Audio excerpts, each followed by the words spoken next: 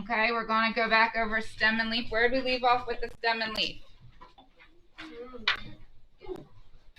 Okay. So we're on, because there's 3 pages of stem and leaf. So which one are you guys on? We're on the page 143. Okay. Because everyone's on a totally different page.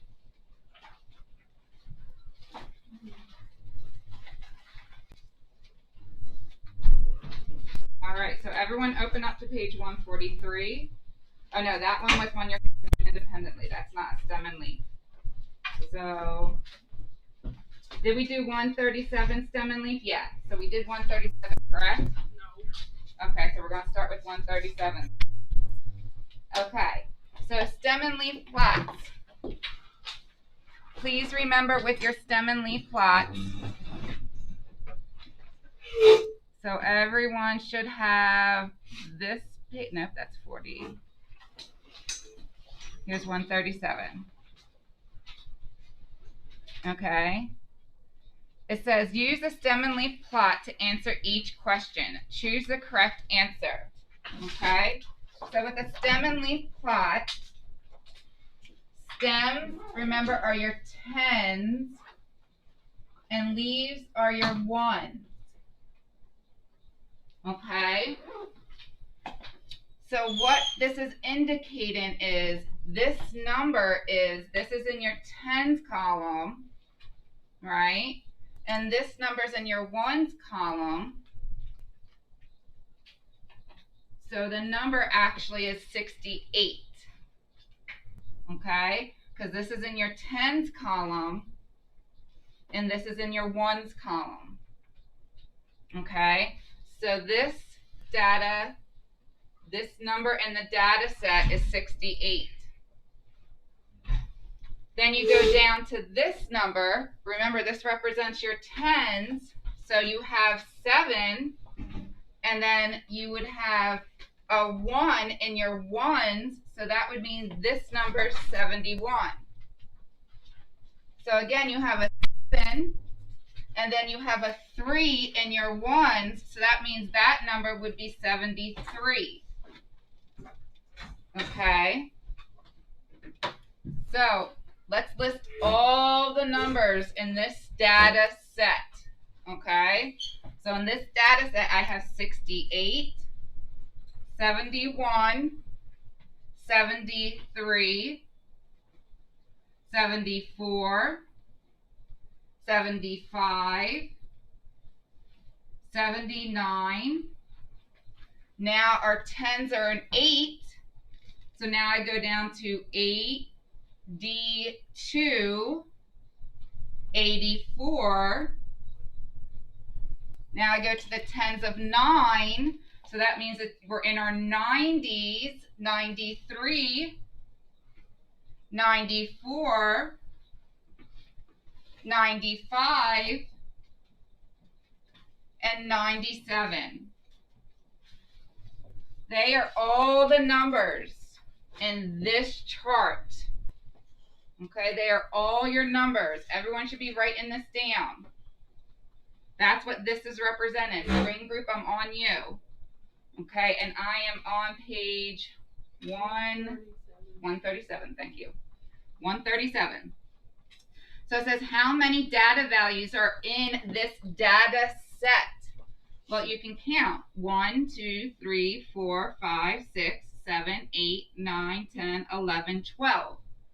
There's a much easier way than writing it all out. Okay, if you understand this process, that this means 68, 71, 73, and so on, you would just count 1, 2, 3, 4, 5, 6, 7, 8, 9, 10, 11, 12. So how many data values are there? There are 12. Does anyone not understand how I did that? Justin, are we paying attention? Okay, so now, looking at this, you can easily define the maximum number. What's your maximum number? Perfect. 97. Okay, 97. So when you're looking for your maximum number, you're going to go to your lowest tens column. Your lowest tens column, because you know these are your 90s. And then you're going to go to your last ones, because you know that's your highest ones. Okay, 97. Good job.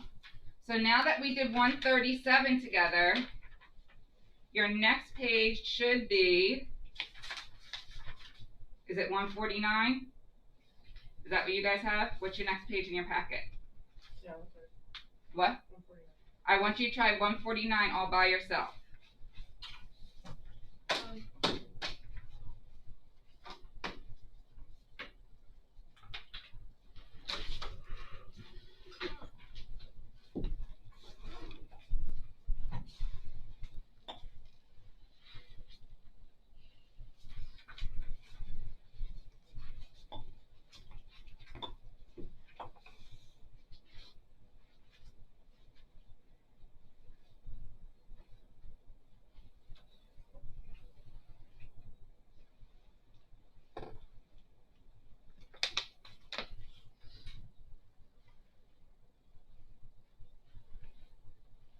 As usual, just look up when you're all done so I know that we're ready to go over it.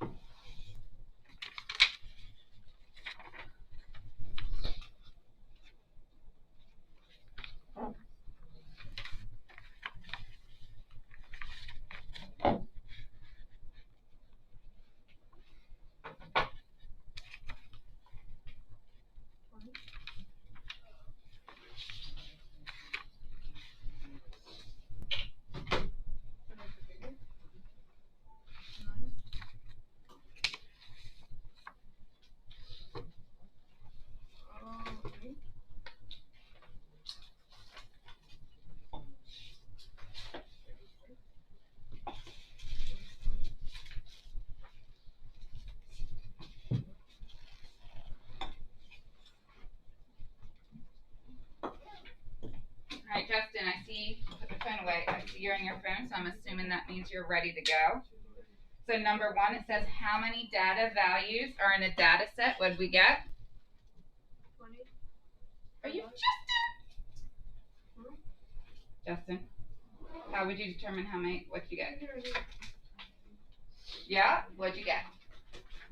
Perfect. Okay, so there are 20, because I simply counted.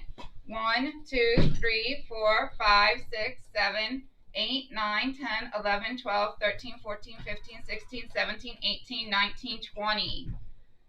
Good job. All right. Maximum number. Milan, what'd you get for your maximum number? Okay, so ready? Pay attention.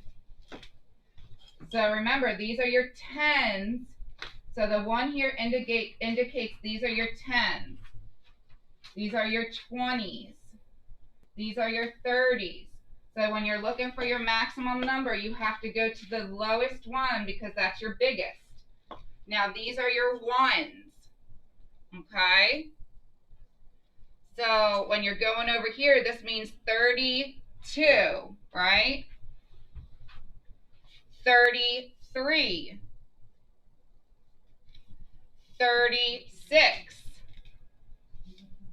So when you're looking for your maximum number, it's always going to be starting with your lowest one in your data table and the last number in your ones.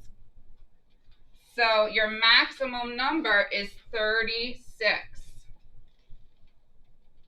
Okay. So now, the very last part of your final, again, we spent a lot of time analyzing graphs, and that was Unit 8. So again, we have a couple questions from each unit. All right, so now we're going to review Unit 8 that you were taught, which is the last unit, I believe. So we should be set to go with this unit. It should be the most fresh in your mind. Okay.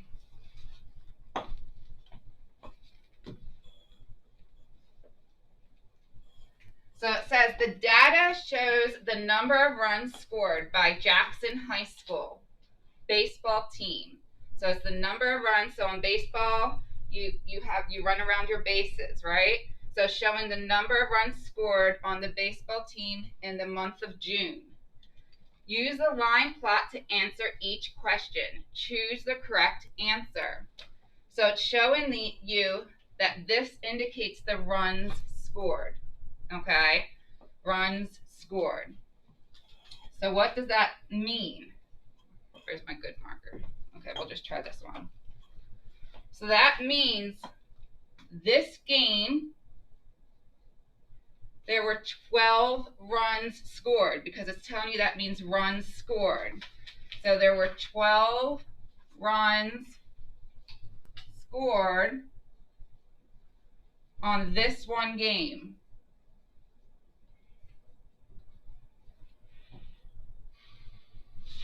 In June. Okay? So there were 12 runs scored on this one game they played in June. Okay? So looking at this dot plot, it says how many games did they play in June? Okay? How many games did they play in June, you guys? 11. Good job. So you're simply counting your X's, okay, to find out how many games they played in June. It says, what is the maximum number of runs scored? What's the most runs they ever scored on any game? 9. No. 12. 12. So when it says maximum number of runs scored, they're asking what's the most runs they ever scored on any game. Justin, I need you to take your earbud out so you can hear me. What? All right, still want an earbud out. Okay, what is the most common number of runs, Justin? So in all the games they played, what was the amount of runs they made the most? Well, they only scored 12 runs in one game. 9. Okay? They continuously scored 9 runs. So in 1, 2, 3, 4, 5, 6 of their games, they scored 9 runs. What is the median? How do we find median, you guys? It's the middle number. So we cross off left to right. This one's pretty easy to find out, because if you cross off left to right, right? So I cross off 1 on this side. I cross off 1 on this side. I cross off 1 on this side. I cross off 1 on this side. I cross off 1 on this side. I cross off 1 on this side. Is there any point in crossing off anymore? No. No. Why? The rest of them are 9. So it doesn't matter. I can keep crossing off up and down, but it doesn't matter. You're going to find out your middle number's 9 because there's no other choice. Right? All right. So that's reviewing how we read a dot plot graph. Are there any questions on how to read a dot plot graph? All right, next page is reviewing how we read bar graphs. So the second type of graphs we spoke about were bar graphs. Okay?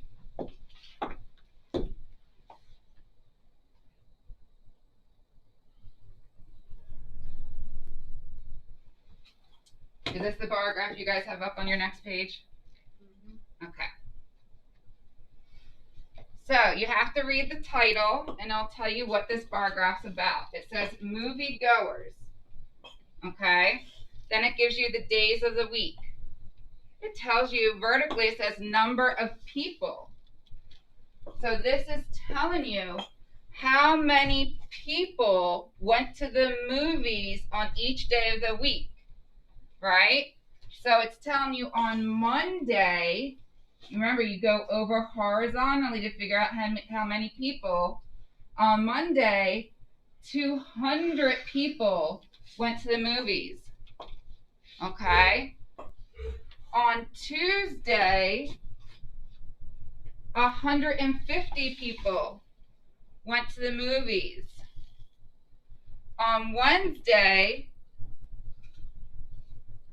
250 people went to the movies. On Thursday, if you draw straight across again, it shows you 100 people went to the movies. And on Friday, 400 people went to the movies. Okay? Yes. Yes, you can go.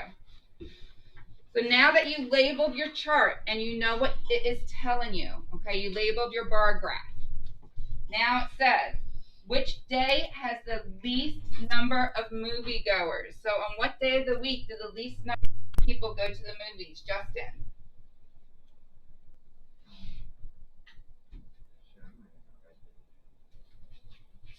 Justin, I want both of your butts out. Yeah, but you can only listen to music when I'm not teaching you. Okay? Okay, so let's read the question again. Which day has the least number of people going to the movies? So look up here. Which day do you see has the least number of people going to the movies? Perfect. Thursday. How many people go to the movies on Monday, Tuesday, and Wednesday all together? What does that mean you have to do? Add them. Perfect. You add them up. So what days does it say? Monday, Tuesday, and Wednesday. So you're going to take Monday is 200. Isn't it 150? So let's see. 150, 250. 0, 0, 0, 5 plus 5 is 10, carry the 1, 2, 4, 5, 6, 600. 600 people. Okay? So 600 people, if you combined all 3 days, went to the movies. Last one, it says how many people go to the movies on Friday than Thursday? How many more people? How many more people go to the movies on Friday than Thursday? Milan, what would you do? How many more people go to the movies? 300. It is 300. So the way he did that, who knows how he did that? Yeah. You subtract. You need to subtract. Good.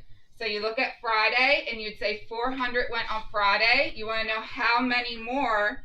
So you're looking for this value, right? How many more? So you're doing 400 minus 100, and he found 300 more people went to the movies on Friday than on Thursday. Good job, you guys. So we're going to skip the next couple pages because that's just going to be your independent practice on reading bar graphs. And I want to go to page 155. I have a question. Yes. Is it today the last day of you guys teaching? No, Monday is. So we still have Monday. Then everyone has off on Tuesday, and then finals begin the next day. And I think, is that our first day of finals? Is that us or no? I'll have to look it up. What day did I tell you guys you have finals? Let me see. Get started.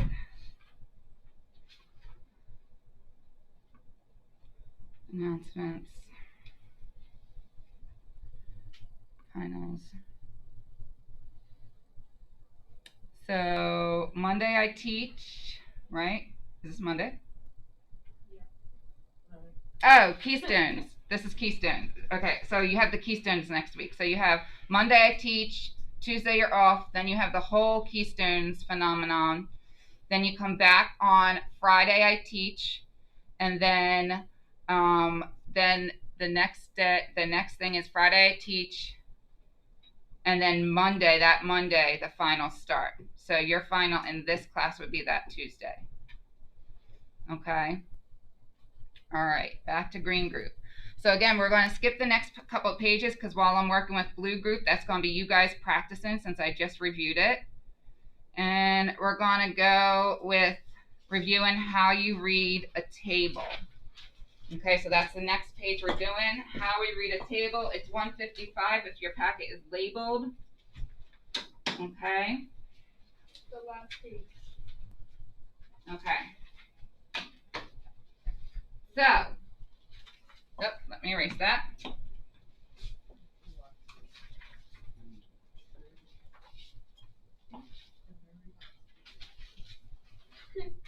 All right. It says use a table to answer the questions. Okay. So it says, what is the difference between the number of wins for Coyotes and the number of wins for Voyagers? So the first way I would break this down, again, you're reading your table. It's asking about wins. So you want to make sure you're only looking at the column which indicates the wins. Okay, if you look over here, this is indicating your losers, what the number of losses. So right now I'm highlighting, this is a column that indicates my wins. Then it asks for the difference between the number of wins for Coyotes. So I'm going to circle Coyotes. Okay. And the number of wins for Voyagers. So I'm going to look for Voyagers. And then it asks for what is the difference. Okay. So it says, what is the difference between the number of wins of Coyotes and the number of wins of Voyagers? What do you do when it says difference? What does that mean to do? What does difference mean? What does it mean, honey? Monica, what would you do if they're asking you for the difference?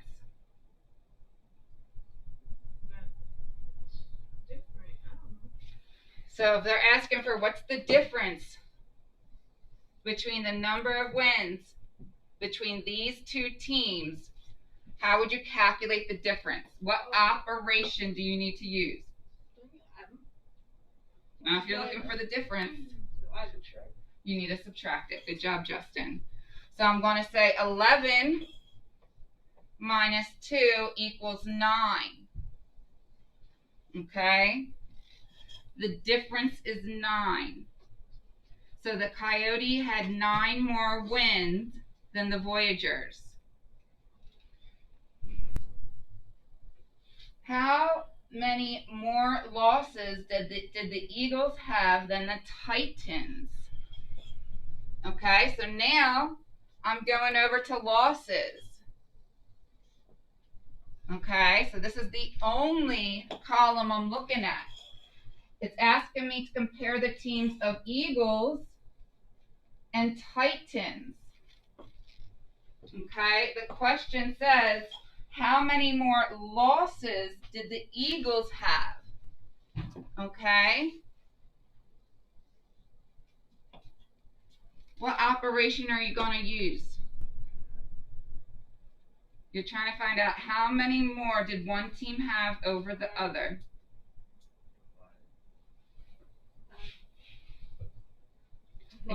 Again, you're trying to find the difference in the number between the two. You need to subtract.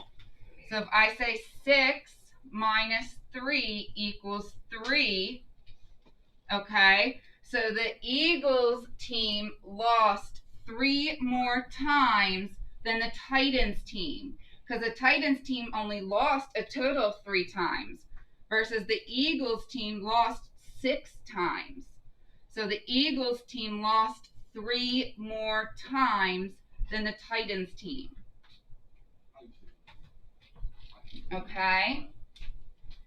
It says, next one, what was the combined number of wins for the Coyotes and the Titans? Okay, so now we're going back to the column of wins. And they're asking for the teams, Coyotes and Titans, right? So, if they're asking you to combine, what does combined indicate? What operation are you using? If they're asking you to combine, if you're combining two things, yes, add. So now I'm going to add 11 plus 9, and that gives me 20. Okay? So the combined number of wins between the Coyotes and Titans are 20. They had a total of 20 wins. Which team had the most wins and the fewest losses? So now you're looking at the entire table. Okay, the entire table.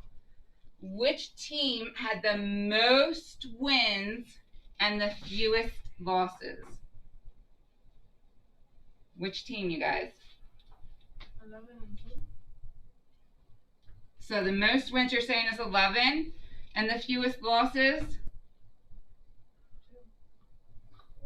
1. Oh. So which team is that? Okay. Now, that is the last thing I need to review with you guys. So there are pages I skipped. That's independent practice because I already taught the concepts to you guys. Okay? So these are the pages that if you didn't already do on your own, you should be working on while I'm teaching Blue Group. Okay? So 96, 102. There's no numbers on the pages. Okay, so then let's do it this way. If you guys don't have numbers on your pages, then I want you guys, any blank page you have, you should be working on. When you complete a page, don't move on to the next blank page until Miss Finkel checks your page and make sure you have the right answers. So go to the beginning of your packet, look for your first blank page, work on that. All of your blank pages are just your own independent practice after I already taught you it. Okay? Miss Fisher. Yeah. Before I start, can I go to the computer? Yes, yes.